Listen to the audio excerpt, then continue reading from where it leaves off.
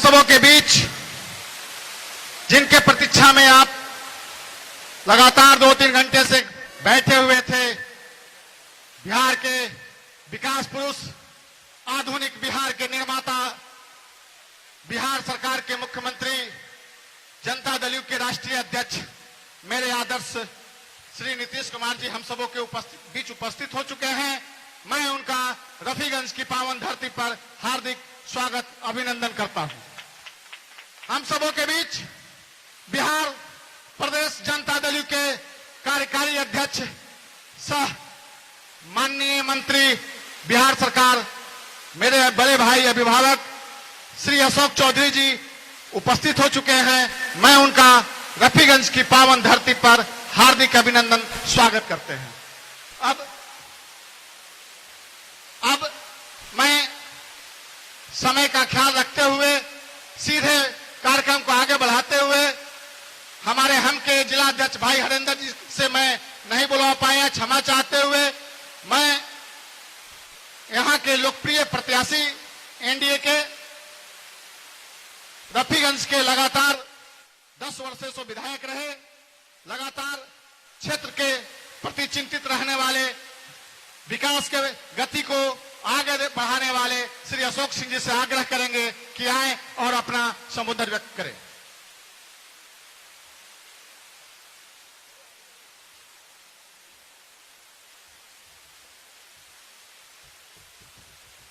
और जनता दल यू के कार्यकारी अध्यक्ष अशोक कुमार चौधरी जी, हम लोग के बड़े भाई औरंगाबाद के भाजपा के एमएलसी राजन कुमार सिंह जी और तमाम इस मंच पर जनता दल यू, भाजपा, हम और वीआईपी चारों दलों के पार्टी के पदाधिकारी, अध्यक्ष, मंडल अध्यक्षगण और पत्रकार बंधु और हमारे रफीगंज विधानसभा के दोनों ब्लॉक से, रफीगंज और मदनपुर से आए हुए नौजवान दोस्तों, माताएं एवं बहनों,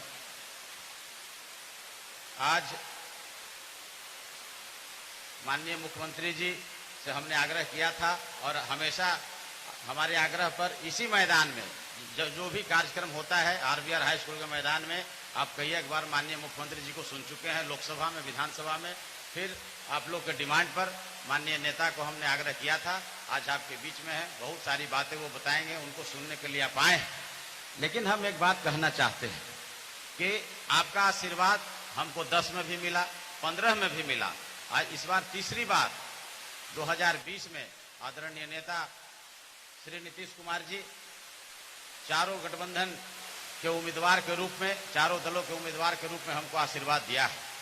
और फिर हम आग्रह कर रहे हैं आपसे, और कुछ बात, हम लोग 10 साल के विधायक हैं, प्रतिनिधि हैं, निश्चित रूप से कुछ छोटी मोटी शिकायतें रही होंगी और होंगी, लेकिन हम आपके भाई और आपके बेटा हैं।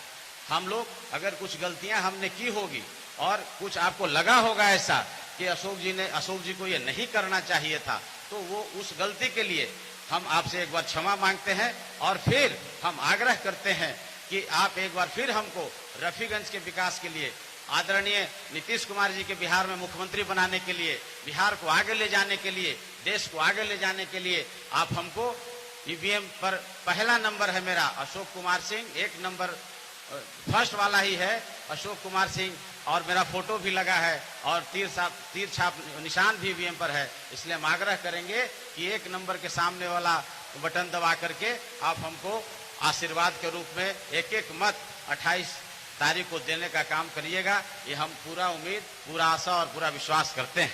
हम माननीय मुख्यमंत्री जी से एक और आग्रह करना चाहते हैं। पहले भी इस मंच से हम माननीय मुख्यमंत्री जी से आग्रह कर चुके हैं कि रफीगंज के जो लोगों का एक सिंगल डिमांड और मांग है कि रफीगंज को अनुमंडल बनाने का आग्रह करते हैं। ये यहाँ के लोगों का भावना है कि रफीगंज को अनुमंडल जब भी मौका मिले, जब भी बिहार में अनुमंडल और जिला और प्रखंड बने, तो हम आग्रह करेंगे कि उसमें रफीगंज का नाम जरूर हो। ये हम रफीगंज के जनता की ओर से माननीय मुख्यमंत्री जी से आग्रह करते हैं। और एक बात है कि लड़ाई देखिए, आप सब लोग समझदार हैं, लड़ाई सीधी है एनडीए और महागठबंधन के बीच में। आप बिहार के मुख्यमंत्री किसे बनाना चाहते हैं, ये आप तय करिए। 15 साल का कुशासन आपने देखा है और 15 साल का सुशासन आपने देखा है। आदरणीय नेता नीतीश कुमार जी ने जो 15 साल में विकास किया है, सामाजिक सौहार्द बरकरार रखा है, जो आपसी सौहार्द बरकरार रखा है, उसमें आपको बताने की आवश्यकता नहीं है। रोड है, बिजली है, पानी है, इंजीनियरिंग कॉलेज, जिला का इंजीनियरिंग कॉलेज रफीगंज में, अर्थुआ में, इन्हीं के आशीर्वाद से आज बन करके तैयार है। और 2 स्टेट हाईवे, तो ये सारा काम माननीय नेता के आशीर्वाद से हमने करने का काम किया है। और एक ही डिमांड आप लोग हमसे किए हैं, तो हम वो भी अपने नेता के सामने रखने का काम किया है। इसलिए आप लोग से हम आग्रह और उम्मीद करते हैं कि फिर एक बार हमको जब आप मौका दीजिएगा और माननीय मुख्यमंत्री एनडीए की सरकार का नेतृत्व करेंगे, तो निश्चित रूप से रफीगंज को और विकास के पथ पर हम आगे बढ़ाने का काम करेंगे। बहुत बहुत धन्यवाद। धन्यवाद माननीय विधायक श्री अशोक बाबू। अब मैं अगले वक्ता के रूप में बिहार प्रदेश जनता दल यू के कार्यकारी अध्यक्ष सह माननीय मंत्री श्री अशोक चौधरी जी से आग्रह करूंगा कि आए और हम सबों को मार्गदर्शित करें।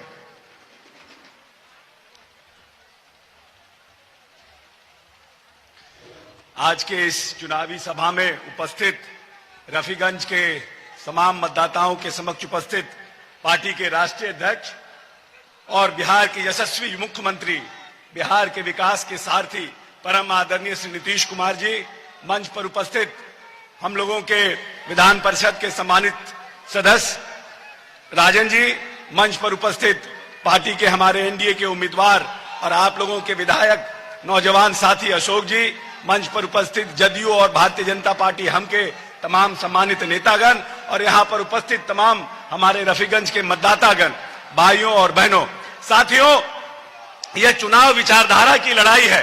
15 वर्ष पूर्व एक सरकार थी जो 15 वर्ष तक इस प्रदेश में राज करने का काम किया। पूरा मध्य बिहार, जिस इलाके में हम लोग रहते हैं, औरंगाबाद, गया, जहानाबाद, अरवल, रोहतास का जो इलाका था, पूरी तरह से जातीय उन्माद में फंसा हुआ था, पूरी तरह से अगड़ों और पिछड़ों की लड़ाई में फंसा हुआ बिहार था। 118 नरसंहार का बिहार था, दंगा का बिहार था। और 2000 धन्यवाद। अब मैं अगले वक्ता के रूप में, जिनकी प्रतीक्षा में आप लगातार बैठे हुए थे, हमारे मुख्य अतिथि बिहार सरकार के मुखिया, आधुनिक बिहार के निर्माता मेरे आदर्श श्री नीतीश कुमार जी से आग्रह करूंगा कि वो आए और रफीगंज की जनता को मार्गदर्शित करने की कृपा करेंगे। नीतीश कुमार जिंदाबाद, नीतीश कुमार जिंदाबाद, नीतीश कुमार जिंदाबाद, नीतीश कुमार जिंदाबाद, नीतीश कुमार जिंदाबाद। इस चुनावी सभा की अध्यक्षता कर रहे भारतीय जनता पार्टी के जिला अध्यक्ष श्री मुकेश शर्मा जी, कार्यक्रम के संचालनकर्ता जनता दल यूनाइटेड के जिला अध्यक्ष श्री धर्मेंद्र सिंह जी,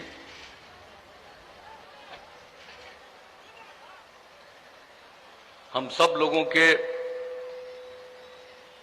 लोकप्रिय उम्मीदवार रफीगंज विधानसभा क्षेत्र से अशोक कुमार सिंह जी, यहां पर उपस्थित जनता दल यू के कार्यकारी प्रदेश अध्यक्ष अशोक चौधरी जी, माननीय विधान पार्षद राजन सिंह जी, हम पार्टी के जिला अध्यक्ष श्री हरेंद्र सिंह जी, वीआईपी पार्टी के जिला अध्यक्ष श्री जगदीश चौधरी जी, भारतीय जनता पार्टी के विधानसभा प्रभारी श्री राकेश कुमार सिंह जी, जनता दल यू के वरीय नेता सीताराम दुखारी जी, यहां कार्यक्रम में उपस्थित भारतीय जनता पार्टी के नेतागण सर्वश्री सुबोध सिंह जी, प्रदीप चौरसिया जी, बबल सोनी जी, सत्येंद्र सिंह जी, विनोद सिंह जी, प्रफुल्ल सिंह जी, सुनील कुमार सिंह जी, सुधीर सिंह जी, सुनील कुमार वैद्य जी,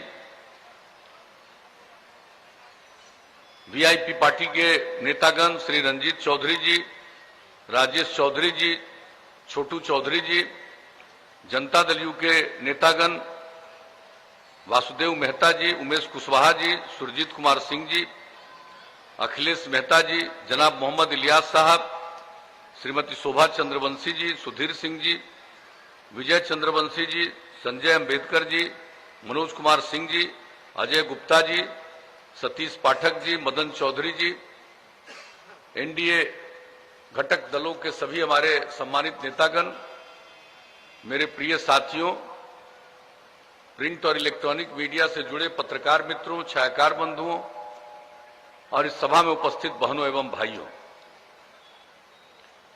मैं सबसे पहले इस चुनावी सभा में गर्मी के बावजूद, धूप के बावजूद आपकी उपस्थिति के लिए आपको हृदय से मैं धन्यवाद देता हूं और आपका हार्दिक अभिनंदन करता हूं। पहले से ही इस चुनावी सभा में हमारे कई साथियों ने अपनी बात रखी, हमारे आने के पहले भी रखा है, अभी भी लोगों ने कुछ बातें यहां पर रखी है। हम तो आपके बीच में आए हैं और आप सबको मालूम है कि कोरोना के दौर के कारण इस बार चुनाव की जो अवधि है, उसके लिए जो समय निर्धारित है वो सीमित है, बहुत कम समय है। अरे ले लो, कोई कागज देना चाहता है तो ले लीजिए। अरे छोड़िए ना, काहे के लिए उसको पुलिस वाले कुछ कर रहे हैं? वो कागज लेना चाहता है ले लीजिए, आप मीडिया वाले उनसे बात कर लीजिए, हमको यहां बोलने दीजिए, आप लोग बढ़िया से बात कर लीजिए उन लोगों से। तो ये जो कोरोना के दौर में जो कुछ भी ये जो इस बार और बार जितना समय मिलता था चुनाव प्रचार में, इस बार उसकी तुलना में कम समय मिला। और पहले इतना समय रहता था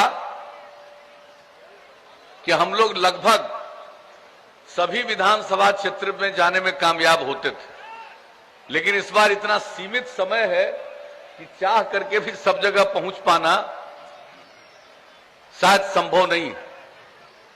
लेकिन आपके बीच में हम अक्सरहा आते रहे हैं और आज भी आपके बीच यहां पर उपस्थित होने का मौका मिला, इसके लिए मुझे बहुत ही प्रसन्नता है।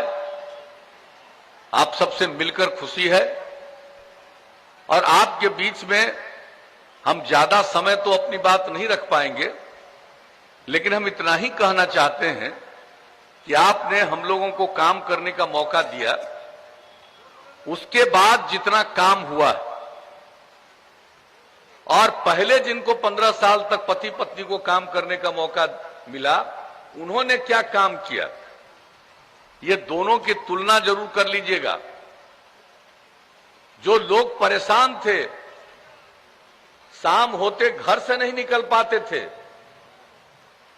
अपराध की कितनी घटनाएं घट रही थी, कितने नरसंहार होते थे, कितने लोगों का अपहरण होता था, कौन सी घटना थी ये किसको मालूम नहीं है। क्या बिहार का विकास था? कोई काम होता था?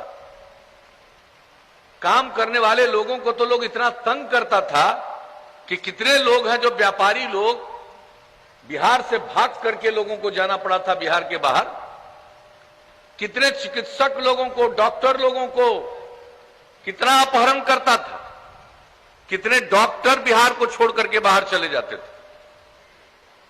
और जब आप लोगों ने काम करने का मौका दिया, उसके पहले हमने एक ही बात कहा था, हमने कहा था कि न्याय के साथ विकास के रास्ते पर चलेंगे, और उसका मतलब है हर इलाके का विकास और समाज के हर तबके का उत्थान। और हमने सब इलाके के विकास के लिए काम किया, हर समाज के तबके के उत्थान के लिए काम किया। जो किनारे पड़े थे, जिनको कोई पूछता नहीं था, उनको भी मुख्य धारा में लाने के लिए हम लोगों ने उनके लिए विशेष पहल की, चाहे वो महिलाएं हों, अनुसूचित जाति जनजाति के हों, अति पिछड़े वर्ग के हों, अल्पसंख्यक समुदाय के हों, उनके लिए और विशेष काम जो करना था वह भी काम हम लोगों ने किया, ताकि समाज के हर तबके का उत्थान हो और समाज आगे बढ़े। महिलाओं की कैसी उपेक्षा थी जरा बताइए। पति अंदर गए, पत्नी को तो बैठा दिया गद्दी पर, लेकिन महिलाओं को कुछ मिलता था? चुनाव कराए थे 2020 में पंचायत का, कोई आरक्षण था महिलाओं के लिए? किसी के लिए कुछ था? और जब काम करने का हम लोगों को मौका मिला 2005 के फरवरी में, तो पहला काम हमने क्या करवाया? कानून बनाया। पंचायती राज संस्थाओं में, नगर निकायों में महिलाओं को 50% का आरक्षण दिया। अब कितनी बड़ी संख्या में 3 चुनाव हो गया, कितनी महिलाएं अब जनप्रतिनिधि हैं, कितनी इज्जत बढ़ी। लड़कियां पढ़ नहीं पाती तो उनके पढ़ाने का इंतजाम किया। पोशाक योजना, साइकिल योजना। मैट्रिक में 9वीं क्लास में लड़कियों की संख्या उस समय, इतनी बड़ी आबादी का राज्य, 1,70,000 से भी कम था। और अब जब हम लोगों ने काम किया है, अब लड़का और लड़की की संख्या मिडिल स्कूल में भी बराबर हो गई। तो हम लोगों ने समाज के हर तबके के उत्थान के लिए काम किया। कौन पूछता था अति पिछड़े वर्ग को? जब वो भी जनप्रतिनिधि बने तो उनका भी सम्मान हुआ। और आज क्या स्थिति आई है? तो समाज के हर तबके के उत्थान के लिए हमने काम करना शुरू किया कि बच्चे कौन स्कूल से बाहर सबसे ज्यादा रहते हैं। तो आकलन किया, पता चला कि चाहे महादलित समुदाय के लोग हैं या अल्पसंख्यक समुदाय के लोग हैं, उन लोगों को स्कूल तक पहुंचाने के लिए हम लोगों ने जो टोला सेवक, तालमी मरकज, स्वयं सेवक का काम किया, 30,000 लोगों को लगाया और वैसे बच्चे बच्चियों को बाहर पढ़ा करके स्कूल तक पहुंचा दिया। और ये काम करने वाले तमाम लोगों को हमने 60 साल तक रख लिया। तो आप जरा सोच लीजिए कि काम के लिए अब स्कूल से बाहर रहने वाले बच्चों बच्चियों की संख्या न के बराबर है, 0.5% से भी कम। तो हर क्षेत्र में काम। क्या हालत थी सड़कों की? कहीं कोई सड़क का इंतजाम था? क्या बुरा हाल था लोगों का। और जो काम हम लोगों ने करना शुरू किया राज्य के विकास के लिए, लोगों के उत्थान के लिए, प्रगति के लिए, कानून का राज कायम करने के लिए। जंगल राज था, हम लोगों ने कहा कानून का राज कायम करेंगे। और हमने शुरू से कहा है कि न हम अपराध को बर्दाश्त करेंगे, न भ्रष्टाचार को बर्दाश्त करेंगे और न सांप्रदायिकता को बर्दाश्त करेंगे। क्राइम, करप्शन, कम्युनलिज्म, ये तीनों के खिलाफ जम करके हम लोगों ने काम किया। और आज आपको मालूम है अब अपराध के आंकड़े बिहार में कितने कम हो गए हैं। कुछ तो लोग गड़बड़ करता ही है, बायां दायां इधर उधर करता है, लेकिन आप सोच लीजिए इतनी बड़ी आबादी का राज्य और अब अपराध के मामले में बिहार 23वें नंबर पर पहुंच गया। आमदनी न के बराबर थी और बिहार की आमदनी 2005-06 जब आप लोगों ने काम करने का मौका दिया था, उस वर्ष का हालत था पूरे बिहार की जो संपत्ति और उसकी आमदनी का आंकड़ा था, राज्य सकल घरेलू उत्पाद के माध्यम से 76,466 करोड़ रुपया। और अब जो विकास का दर बढ़ा 12.8% के दर से बिहार का विकास आगे बढ़ा है। और अब जो सकल घरेलू उत्पाद में जो वृद्धि हुई है, अब 4,14,977 करोड़ रुपया स्थिर मूल्यों पर। और आप जान लीजिए प्रति व्यक्ति आय में 10.5% की वृद्धि।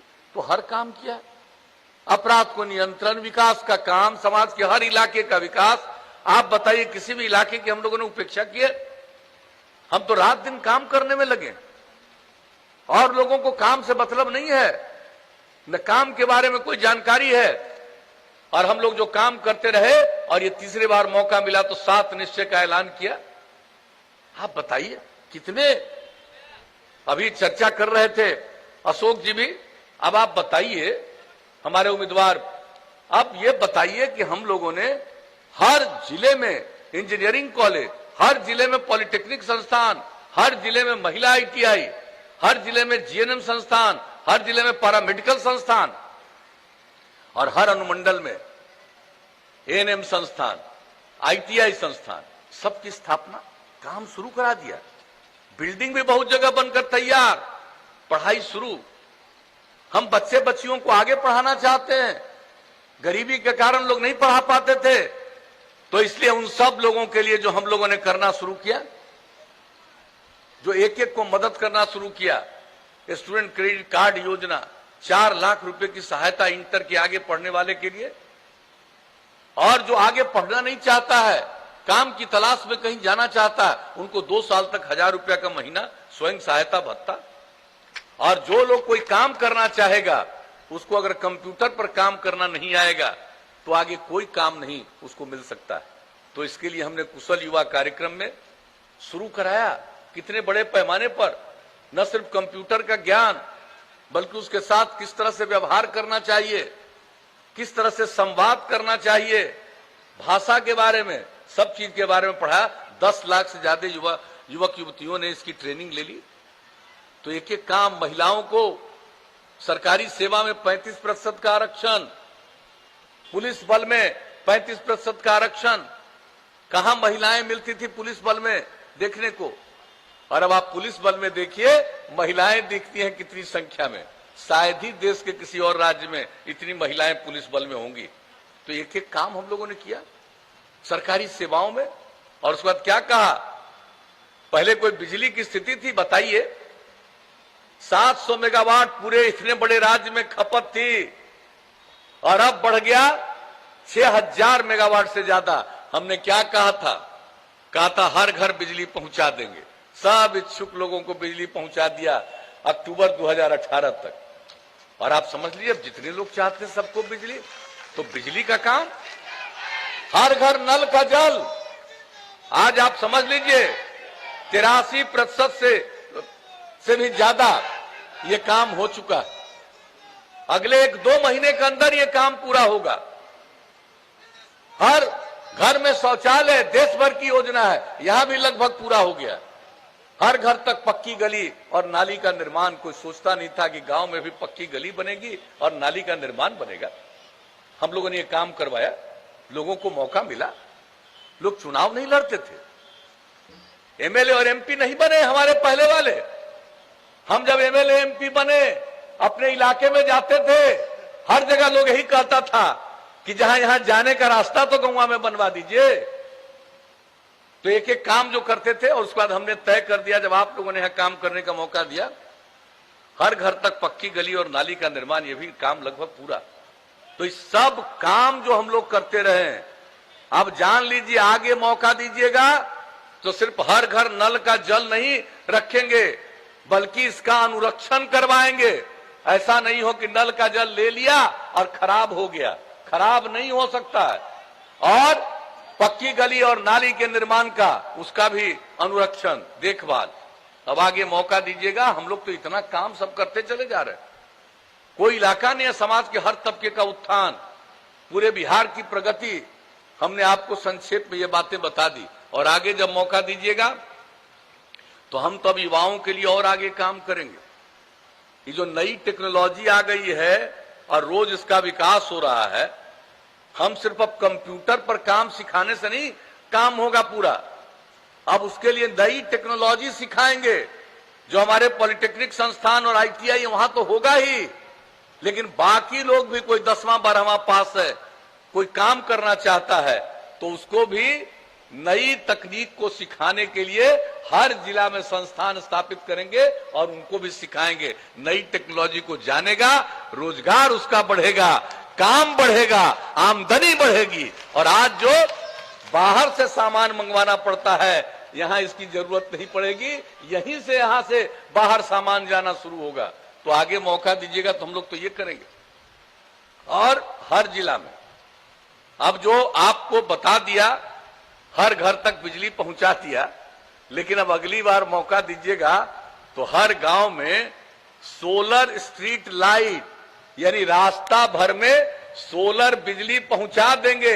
ताकि घर में बिजली बंद कीजिए और पूरे गांव में ये बिजली से उजाला रहेगा। अब आगे ये करने का मेरा विचार है।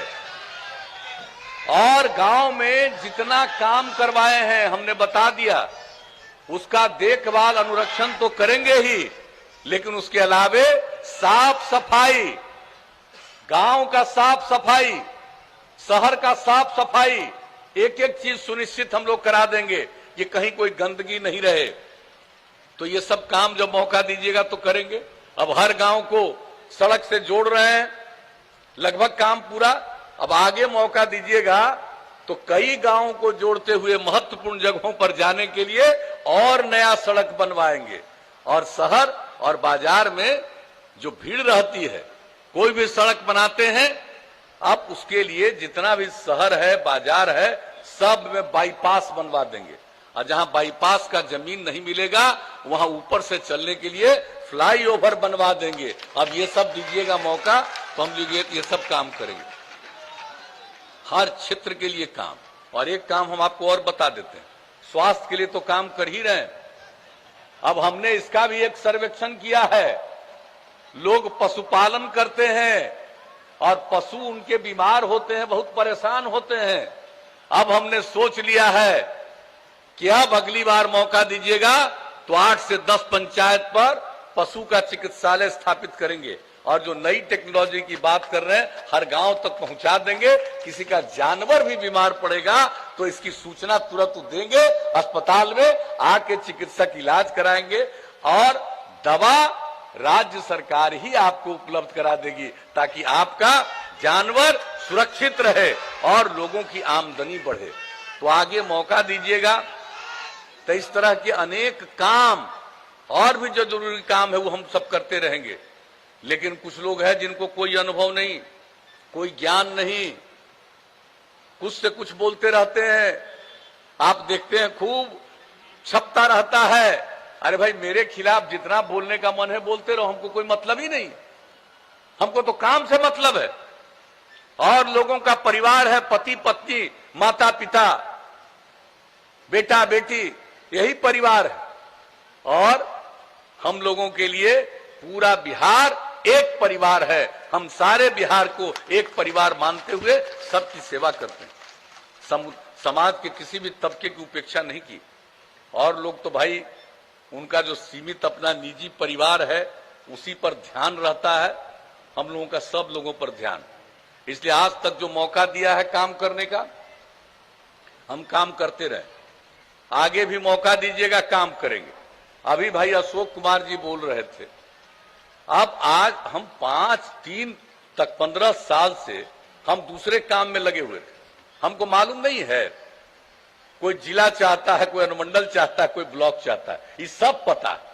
आई आपके जो अशोक जी हैं, ये अपने क्षेत्र के विकास के लिए ही हमसे मिलकर काम करते रहे, कोई दूसरा चीज के लिए नहीं मिला। ये सब हमको मालूम है।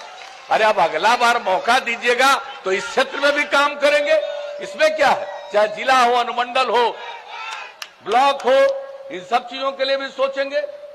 लेकिन अभी तो एकजुट होकर के हम लोगों को सिर्फ और सिर्फ हर तबके के उत्थान के लिए काम करना था। ये काम किया और आपको हमने कुछ बातों की चर्चा कर दी। हम लोग आगे भी और काम करेंगे ताकि बिहार बहुत आगे बढ़े। बिहार को हम लोग सक्षम बिहार, स्वावलंबी बिहार और ऐसा बिहार बनाएंगे कि बिहार भी विकसित बिहार कहलाए। तो इसी के लिए हम लोग फिर आपसे चाहते हैं कि आपका मदद मिले, सहयोग मिले। और इसके लिए हम लोगों के सुयोग्य उम्मीदवार हैं और आपके बीच काम करते रहते हैं, सबको मालूम है। कोई इधर उधर बाएं दाएं तो कुछ करता नहीं है, सिर्फ आप लोगों की खिदमत करते हैं। अशोक कुमार सिंह जी, हम तो यही आग्रह करेंगे कि इनको जिताइए और पहला नंबर इनका है। अब तो कोई दिक्कतें नहीं है, पहले नंबर पर। और वहीं पर जो तीर का बटन है, तीर छाप का के बगल का बटन है, उसको दबाइएगा और भारी मतों से विजयी बनाइएगा और एनडीए की सरकार बनाइएगा, ताकि हम लोग और आगे बिहार को प्रगति के रास्ते पर ले जाएं, समाज के हर तबके का उत्थान करें, किसी की उपेक्षा नहीं करें और सब मिलकर के। और जान लीजिए, मेरा जो लक्ष्य है, स्त्री और पुरुष मिलकर काम करते हैं उसी में समाज आगे बढ़ रहा है, जान लीजिए। और महिलाओं के लिए जितना काम किया, स्वयं सहायता समूह, जीविका समूह जो बनाया हम लोगों ने, और 10 लाख का लक्ष्य था, पूरा हो गया। 1,20,00,000 से ज्यादा महिलाएं जीविका समूह से जुड़ी हैं। कितनी जागृति उनमें आई है, कितना सोच बढ़ा है, परिवार की कितनी आमदनी बढ़ रही है। तो हर प्रकार से इसी तरह से हम लोग काम करेंगे। और आप जानते हैं हम पर्यावरण के संरक्षण के लिए भी काम करते हैं। एक एक चीज, जल का संरक्षण, नए वृक्षों का हम लोगों ने कितना काम किया है, कितने पेड़ लगाए गए, हम लोगों ने किस तरह से ध्यान दिया पर्यावरण को ध्यान में रखते हुए, कितना हरित आवरण बढ़ाया। और इस बार जो हम लोगों ने जल जीवन हरियाली अभियान में लक्ष्य रखा था कि इस साल 9 अगस्त तक हम लोग 2,51,00,000 पेड़ लगाएंगे। और कोरोना के बावजूद आप समझ लीजिए 5 जून से काम शुरू हुआ और 9 अगस्त तक 3,47,00,000 वृक्षारोपण हुआ। ये कितनी बड़ी बात है। हर क्षेत्र में, हर चीज के लिए, समाज सुधार के लिए, पर्यावरण का संरक्षण, इलाके का विकास, लोगों में जागृति, समाज के हर तबके को एकजुट करना, यही हम लोगों का लक्ष्य रहा और यही काम करते रहे। तो अगर आपको लगता है कि भाई हम लोगों ने काम किया है तो उसी के आधार पर वोट दीजिएगा, तो हम क्या उम्मीद करके जाएं? भाई अशोक जी को वोट मिलेगा कि नहीं मिलेगा? हाथ उठा के बताइए। मिलेगा तो इनको माला पहना दें। हाथ उठा के बताइए भाई, माला हाथ उठा के बताइए। बहुत धन्यवाद।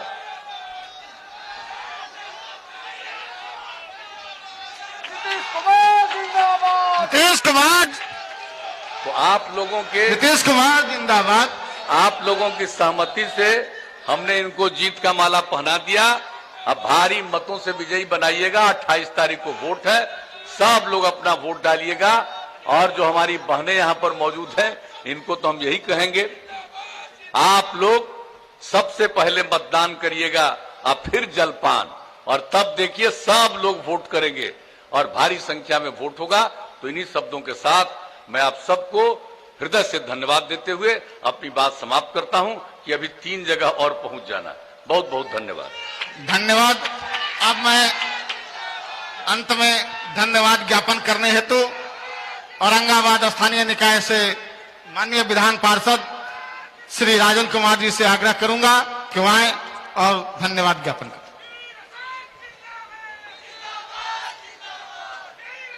सर्वप्रथम मैं आप लोगों को इस चिलचिलाती धूप में जो आप लोग 2 घंटा से खड़ा हैं, इसलिए मैं आप लोग सभी को धन्यवाद ज्ञापन करता हूं, धन्यवाद देता हूं। मंच पर विराजमान आज के मुख्य अतिथि बिहार के यशस्वी मुख्यमंत्री श्री नीतीश कुमार जी को कितना व्यस्तम कार्यक्रम को करते हुए इस कार्यक्रम में आकर के यहाँ का गरिमा बढ़ाया और माननीय अशोक जी के पक्ष में वोट मांग करके और वोट आप लोग से मांग करके जो है इन लोग कृपा किया, इसलिए इनको भी बहुत बहुत धन्यवाद। मंच पर विराजमान भवन निर्माण के मंत्री माननीय अशोक चौधरी जी, जो जनता दल यू के प्रदेश अध्यक्ष, कार्यकारी प्रदेश अध्यक्ष भी हैं, इनको भी मैं धन्यवाद ज्ञापन कर धन्यवाद देता हूं कि आकर के गरिमा बढ़ाए और आप लोग का जो है मान बढ़ाए। और आप लोगों से आशीर्वाद मांगना चाहता हूं कि आप लोग माननीय अशोक जी को फिर से एक बार तीर पर बटन दबा करके भारी से भारी मतों से विजयी बनावें। इसी के साथ मैं आप लोग सभी को धन्यवाद देते हुए अपनी वाणी को विराम देता हूं। जय हिंद, जय भारत।